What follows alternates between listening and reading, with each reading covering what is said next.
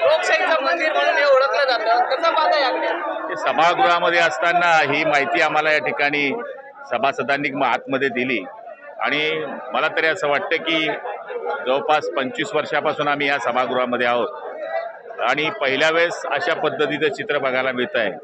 जे कोणीही केलं असेल ते चित्र फार चुकीचं आहे आणि लोकशाही करता घातक आहे आणि मला तरी असं वाटतं की अशा करणाऱ्यांवर कठोर कारवाई अध्यक्षांनी करण्याचं आश्वासन सभागृहामध्ये दिलेलं आहे आणि त्यांच्यावर कठोर कारवाई करावी अशी माझी स्वतःची सुद्धा मानसिकता आहे.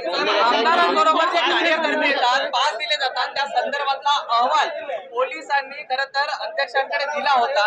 सुरक्षेसंदर्भात कसं पाहता या ठिकाणी?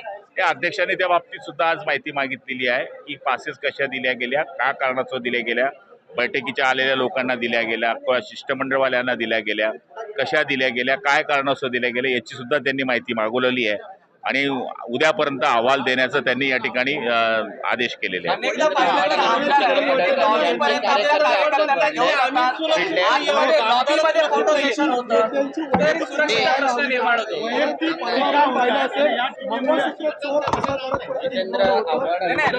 हे बघा आता चौकशीमध्ये येईल आणि आता तर आपल्या बांधवाने मला इथे मोबाईलमध्ये दाखवलंय, त्यामुळे सगळं सीसीच्या अंदर असल्यामुळे ते आता चौकशीमध्ये येणार आहे आणि जे दोषी असतील त्यांच्यावर कारवाई करावी ही सभागृहाची सुद्धा भावना आहे आणि आपल्याची तुमची सुद्धा भावना आहे आणि पुऱ्या महाराष्ट्राची भावना आहे.